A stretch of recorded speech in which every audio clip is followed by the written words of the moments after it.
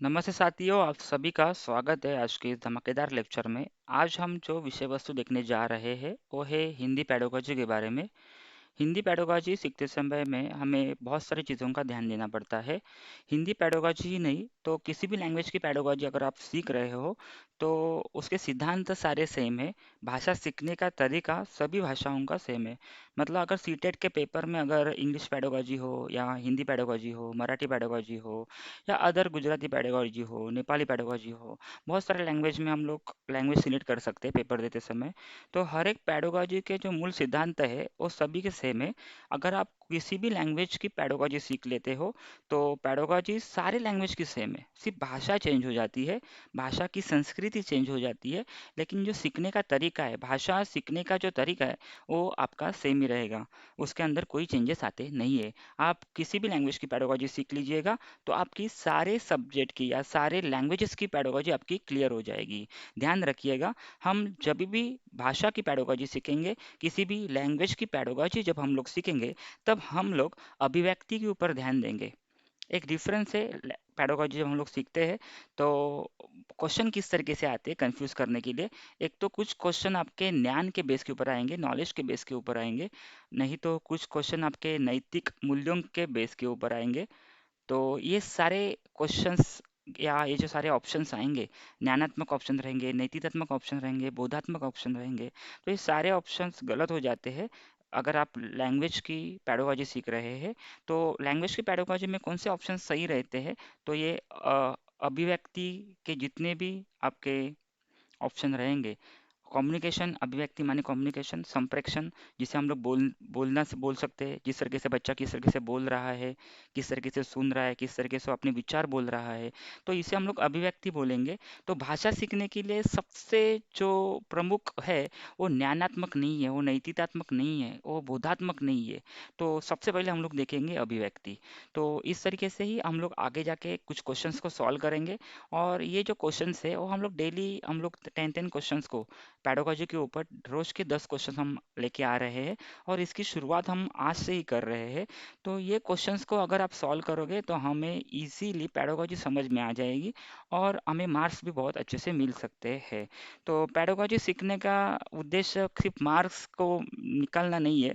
तो पेडागोजी से हम लोग हमारे शिक्षण में हम लोग जो किस तरीके से पढ़ा रहे हैं उसमें हम लोग सुधार लाने के लिए हम लोग इस पेडागोजी को समझ के लेंगे। तो क्वेश्चंस की शुरुआत करते हैं हम लोग।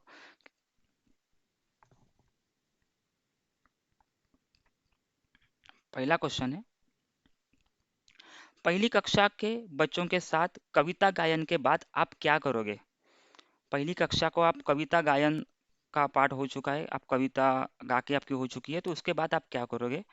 बच्चे से कविता पर आधारित प्रश्न पूछेंगे, बच्चों को कविता में आए 5 शब्द बताने के लिए कहेंगे, उसको कहेंगे कि 5 शब्द बताओ। बच्चे से कहेंगे कि वे अपनी भाषा में अपनी पसंद की कोई कविता सुनाए। बच्चे से कहेंगे कि वे सुनी हुई कविताओं को शब्दश सुनाए। शब्दश सुनाए मतलब सुनी हुई कविता को जैसा मैंने बताया वैसे आप वापस सुनाओ। तो ये तो गलत है, सामने से ऑप्शन है। ये तो 4 नंबर तो पूरी तरीके से गलत हो जाएगा कि शब्दशः तो एक टीचर भी अच्छे से नहीं बोल पाएगा, तो हम लोग बच्चे से कैसे बोल सकते हैं? देखिए, ए बी सी कौन सा ऑप्शन आपको सही लग रहा है?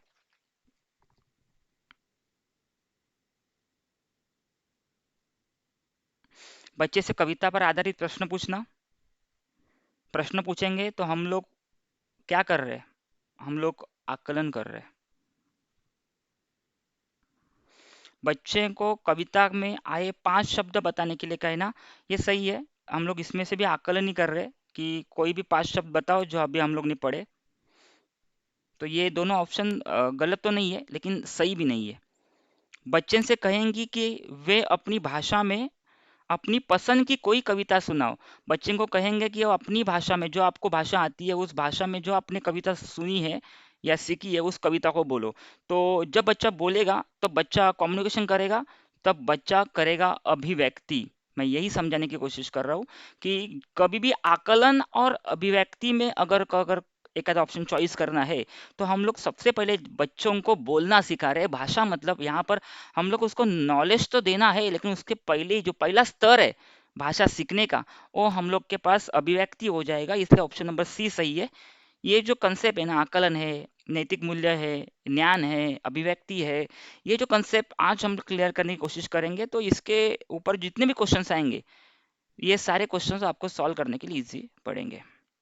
चलो, इसी के साथ हम लोग जाएंगे सेकंड क्वेश्चन की तरफ।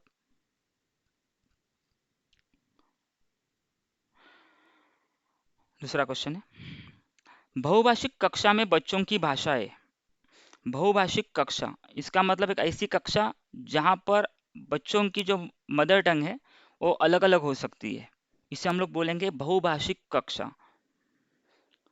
बहुभाषिक कक्षा में बच्चों की भाषाएं शिक्षक के लिए बेहद जटिल चुनौती है, आकलन की प्रक्रिया को बाधित करती है, भाषा सीखने की प्रक्रिया को बाधित करती है, संसाधन के रूप में कार्य कर सकती है।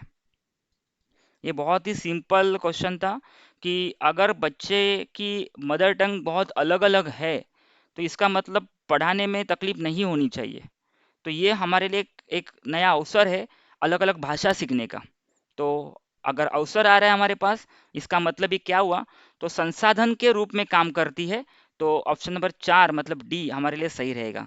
पहले ऑप्शन में लिखा था कि जटिल चुनौती है, नहीं। किसी भी स्टूडेंट की मदर टंग, ये किसी भी टीचर्स के लिए जटिल चुनौती नहीं हो सकती है, क्योंकि बच्चा सबसे पहले अपनी मातृभाषा ही सीखेगा, उसके बाद में वो सेकेंड लैंग्वेज और थर्ड लैंग्वेज सीखने के लिए तैयार रहेगा। इसलिए अगर बच्चे को अपनी मातृभाषा आ रही है तो ये जटिल चुनौती नहीं है।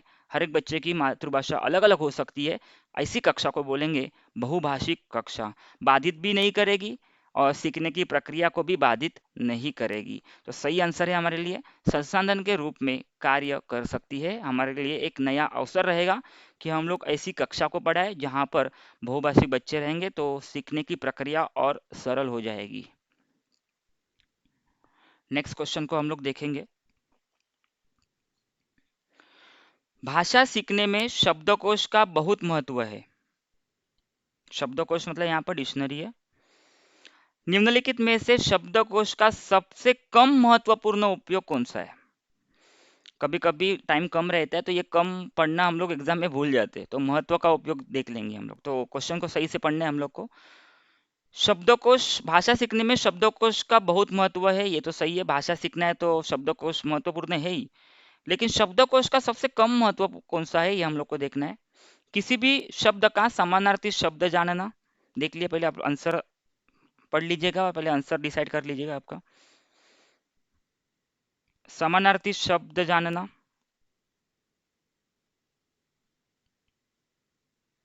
किसी भी शब्द का सही वर्तनी जानना, अक्षरों वर्णों का क्रम जानना, किसी भी शब्द का अर्थ जानना। अगर हम लोग डिक्शनरी पढ़ रहे हैं, इसका मतलब किसी भी शब्द का अर्थ तो जान रहे, सबसे कम पूछा है, अर्थ तो हम लोग जान रहे। अक्षरों वर्णों का क्रम जानना, अगर हम लोग डिक्शनरी पढ़ रहे हैं तो हम लोग स्टार्टिंग में किसी बच्चों को डिक्शनरी देते हैं, शब्दकोश देते हैं, तो हम लोग उसको वर्ण और अक्षरों का क्रम भी सिखा सकते हैं उसमें से। किसी भी शब्द का समानार्थी शब्द जानना, समानार्थी शब्द जानना ये भी एक शब्दकोश की उपयोगिता होती है। लेकिन किसी भी शब्द का सही वर्तनी जानना, वर्तनी इस शब्द का मीनिंग है स्पेलिंग। किसी भी शब्द का स्पेलिंग को जानने के लिए हम लोग कभी भी शब्दकोश का उपयोग नहीं करेंगे। तो उसका शब्द का मीनिंग जांचने के लिए, उसका समानार्थी शब्द देखने के लिए, उसका क्रम देखने के लिए, अर्ण वर्ण और अक्षरों को देखने के लिए हम लोग उसका यूज करेंगे। लेकिन सबसे कम उपयोगी में किसका में क्या आता है, तो उसकी स्पेलिंग जानना। स्पेलिंग के लिए आप देख लो वहां पर डिक्शनरी, ये सबसे कम उपयोगी है। इसलिए किसी भी शब्द का सही वर्तनी जानना। अब ये वर्तनी नाम का शब्द है, वो एक बार समझ के लेना, वर्तनी मतलब वहां पर क्या है, उसकी स्पेलिंग को समझना। अगले क्वेश्चन की तरफ बढ़ेंगे। सार्थक पढ़ते समय कभी कभी वाक्यों, शब्दों की पुनरावृत्ति करता है। यह भाषाई व्यवहार दर्शाता है कि सार्थक पढ़ते समय पुनरावृत्ति कर रहा है।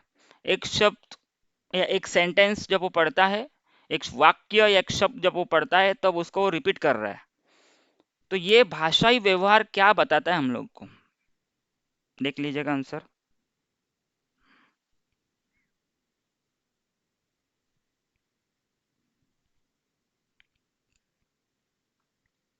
चलो ऑप्शन देख लेंगे। वह अटक अटक कर ही पढ़ता है। वह अटक अटक कर पढ़ता है नहीं, ये तो सही गलत ही हो गया।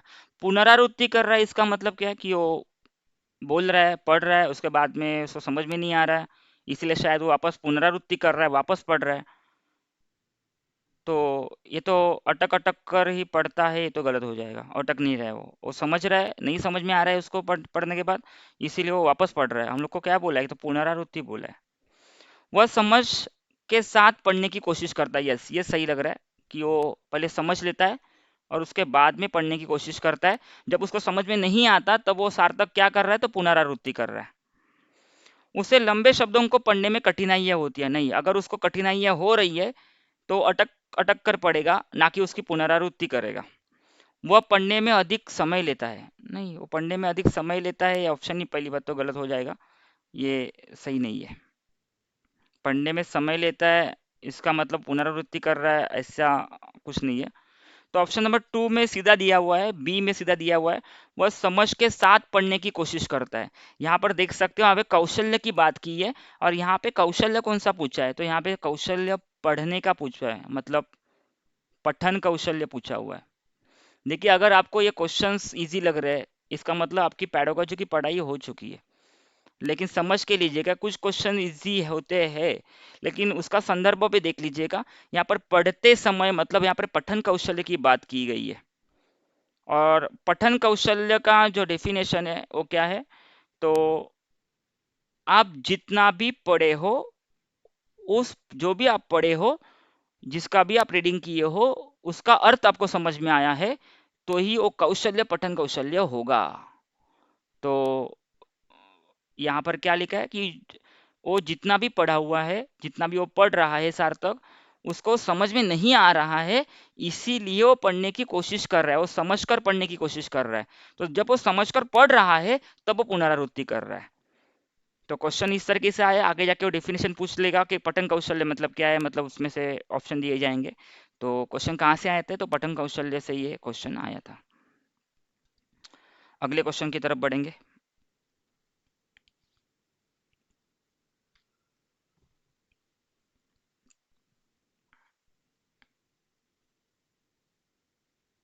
ठीक है, हिंदी भाषा में आकलन का उद्देश्य नहीं है। हिंदी भाषा पढ़ रहे हैं या पढ़ा रहे हैं, उसमें आकलन का उद्देश्य नहीं है, मतलब तीन उद्देश्य रहेंगे, एक उद्देश्य नहीं होगा।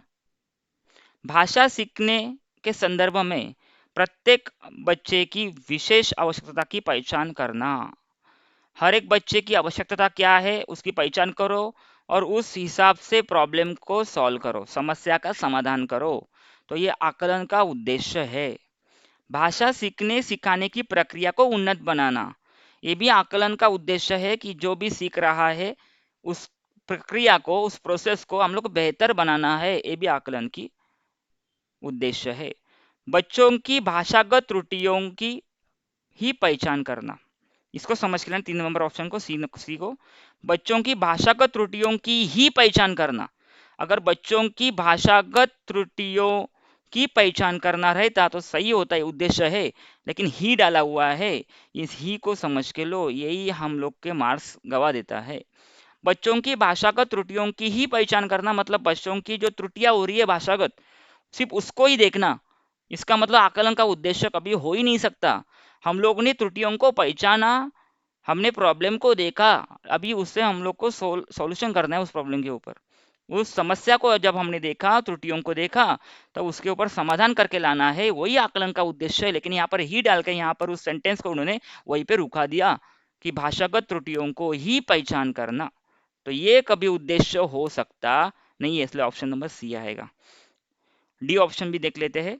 बच्चों की भाषा प्रगति को अभिभावकों और अन्य शिक्षकों को बताना, ये जो क्वेश्चन आया है ना, ये डी नंबर ऑप्शन, ये पोर्टफोलियो से आया हुआ है।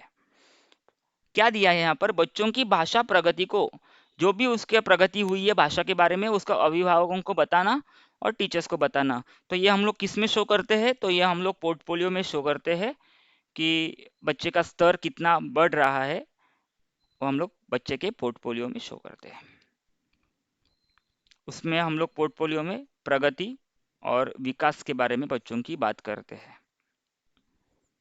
चलो नेक्स्ट क्वेश्चन की तरफ बढ़ेंगे। भाषा सीखने के संदर्भ में कौन सा कथन सही है? 3 कथन गलत होंगे, 1 कथन सही होगा। भाषा सीखने के संदर्भ में कौन सा कथन सही है?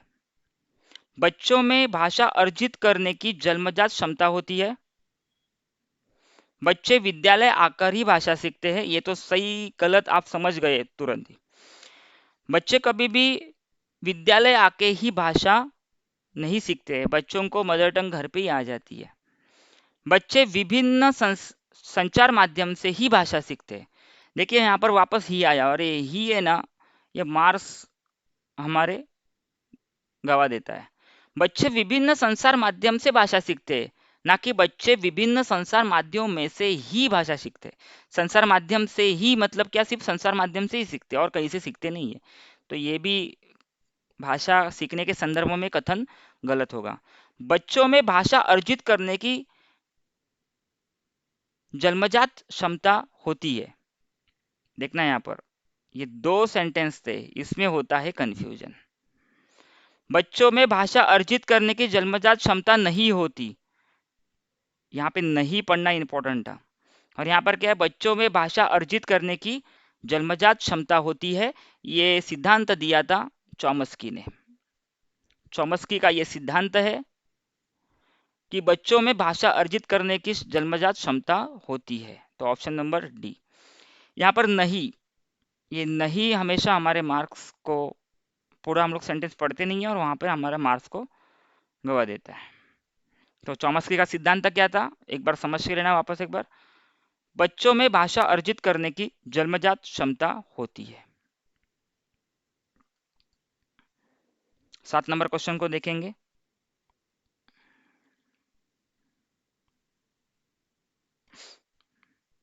प्राथमिक स्तर पर बच्चों को भाषा सीखने का सर्वोपरि उद्देश्य है। प्राथमिक स्तर पर बच्चों को अगर भाषा सिखाना है तो सर्वोपरि उद्देश्य क्या है?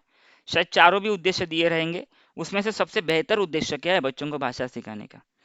मुहावरे लोक व्यक्तियों का ज्ञान प्राप्त करना, हाँ ये है, लेकिन मुहावरे लोक व्यक्ति हम लोग तभी पढ़ाएंगे जब बच्चों को भाषा आ जाएगी। तो सर्वोपरि नहीं हुआ, पहला उद्देश्य कभी हो ही नहीं सकता। कहानी कविताओं को दोहराने की कुशलता का विकास करना, ये भी है उद्देश्य, लेकिन कभी सर्वोपरि नहीं हो सकता।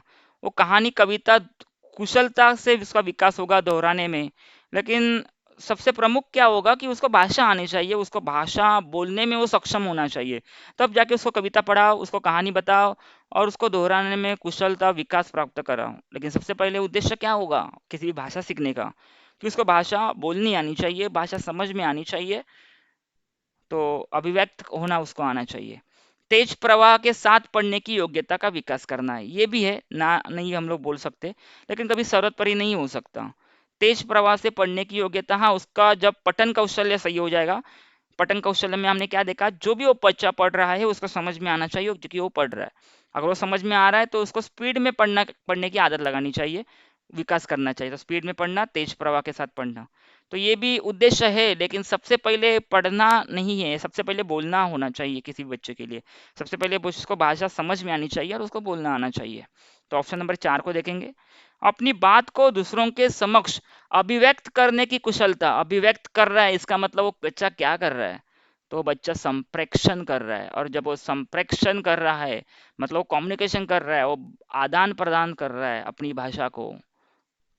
तब बच्चा आदान प्रदान कर रहा है, बच्चा बच्चा जब भाषा बोल रहा है, जब बच्चा भाषा अभिव्यक्त कर रहा है, तो ये सर्वोपरि उद्देश्य होगा किसी भी भाषा सीखने के लिए। इसलिए ऑप्शन नंबर हमारा 4 सही रहेगा।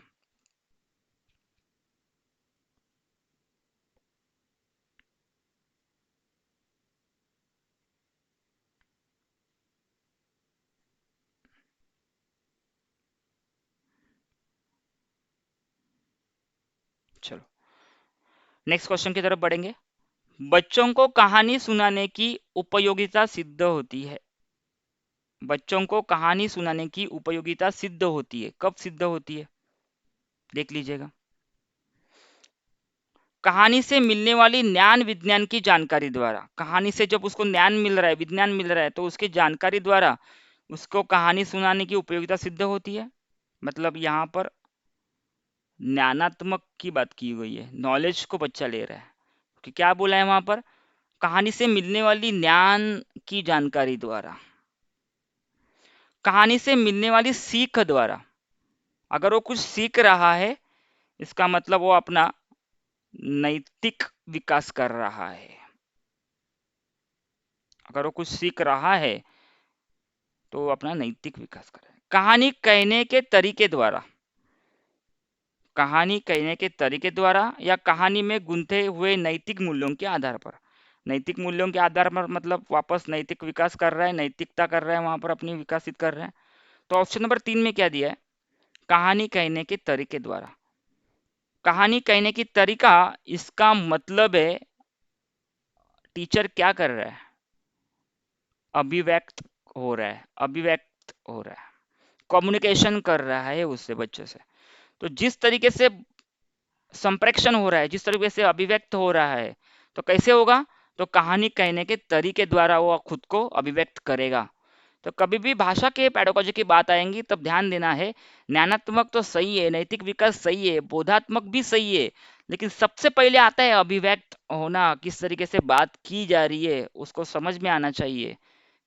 जब उसको कहानी समझ में आएगी, कहानी कहने का तरीका तो अब उसको समझ में आएगा, तब जाके वो ज्ञानात्मक चीजें अच्छी करेगा, नैतिक विकास खुद का कर पाएगा।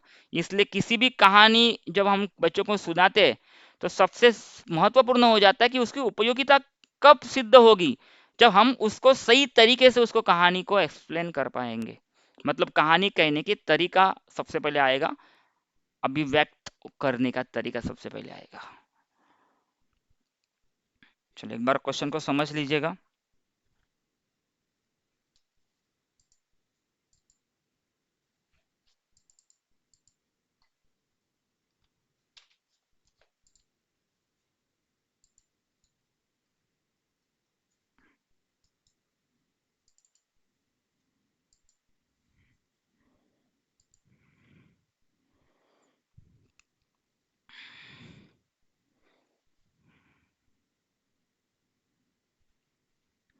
चलो नेक्स्ट क्वेश्चन हम लोग देखेंगे, जो कि क्वेश्चन नंबर 9, सबसे इजी क्वेश्चन है क्वेश्चन नंबर 9। अंतवाक्य की संकल्पना किससे संबंध है। अगर हमने प्याजे वाइगोस्की को देखा है, पॉलॉक, स्किनर, चॉम्स्की को देखा है, तो ये क्वेश्चन बहुत ही इजी क्वेश्चन हो जाता है। लेकिन जो बच्चे नए हैं उनके लिए अंतवाक्य की संकल्पना किससे है, तो वाइगोस्की से। वाइगोस्की क्या बोलते हैं, अंतवाक्य मतलब यहाँ पर क्या है, तो यहाँ पर अंतर्वाक्य मतलब प्राइवेट स्पीच है। चॉम्स्की ने क्या दिया था, चॉम्स्की ने लैंड दिया था, भाषा अर्जन। जब भाषा अर्जन यंत्र की बात आएगी तब हम लोग चॉम्स्की बोलेंगे। पॉलॉक और स्किनर ने अनुकरण किया था, अनुकरण के सिद्धांत दिए थे।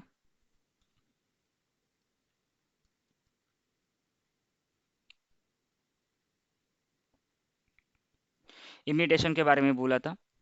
तो देख लीजिएगा, वाइगोस्की प्राइवेट स्पीच, अंतवाक बोलेंगे, चॉम्स्की ने लैड भाषा अर्जन यंत्र, पॉलॉक और स्किनर अनुकरण इमिटेशन। क्वेश्चन नंबर 10 की तरफ बढ़ेंगे। तपस्या 7वीं कक्षा में विभिन्न संदर्भों में पृथ्वी, वसुधा और भूमि शब्दों के प्रयोगों की तरफ बच्चों को ध्यान आकर्षित करती है।